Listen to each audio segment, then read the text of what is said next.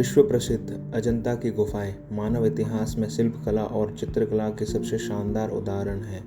देश की आर्थिक राजधानी मुंबई से करीब 450 किलोमीटर दूर अजंता की गुफाओं को बड़े बड़े पहाड़ों और चट्टानों को काटकर तैयार किया गया था, जो आकार में एक घोड़े की नाल की तरह है।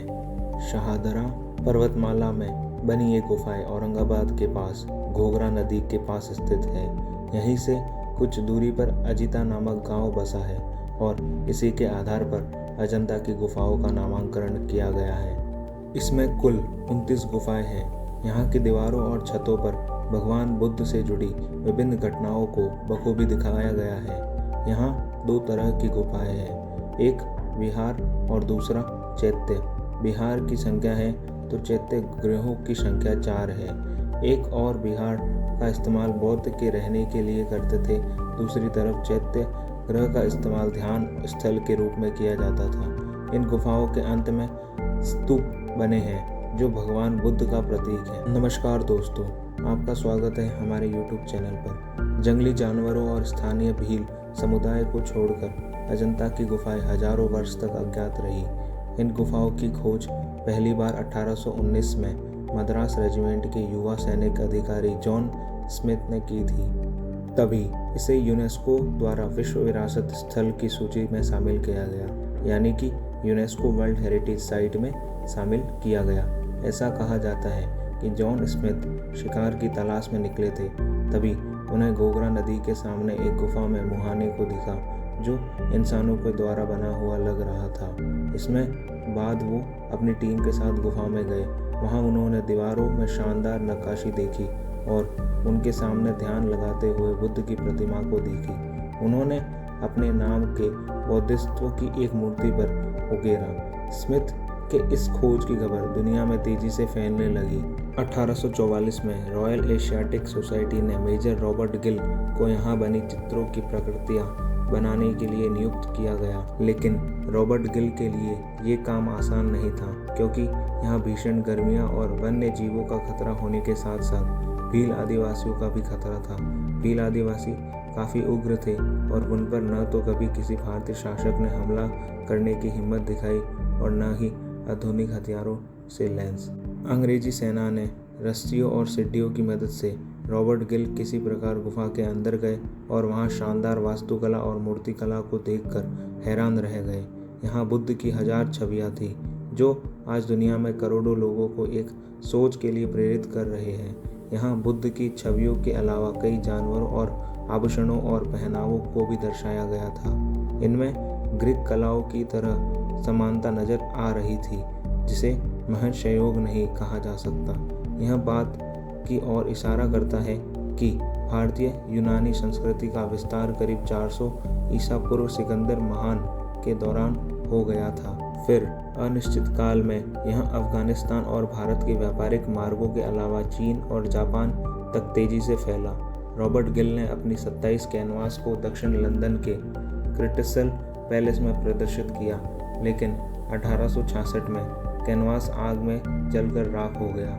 इसके बीच 1848 में रॉयल एशियाटिक सोसाइटी द्वारा गठित रॉयल टेम्पल कमीशन ने 1861 में भारतीय पुरातत्व सर्वेक्षण की नींव रखी। अब तक अजंता की गुफाएं को लेकर काफ़ी चिंताएं बढ़ चुकी हैं। कुछ निडर विशेषज्ञ इस मुहिम में शामिल हो गए थे। कई चित्र दीवार टूटने के बर्बाद हो गए थे। हालांकि कुछ चित्रों को उन लोगों ने बचा लिया था।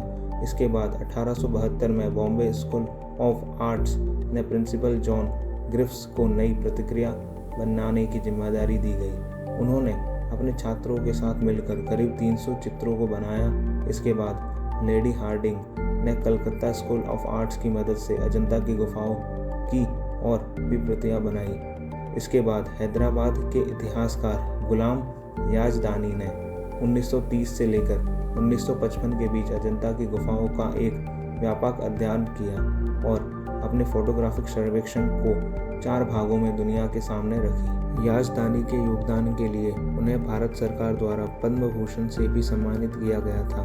अगर हम बात करें कि वहीं बीते 2 दशकों में भारतीय पुरातत्व सर्वेक्षण ने नई तकनीकों का इस्तेमाल करते हुए हजारों साल पहले कलाकारों द्वारा इन चित्रों को बनाने की तकनीकों का खुलासा किया गया है। बताया जाता है कि इन छवियों को बनाने के लिए अफगानिस्तान में मिलने वाले पीस लेजली यानी कि राजवर पत्थर का भी इस्तेमाल किया गया है।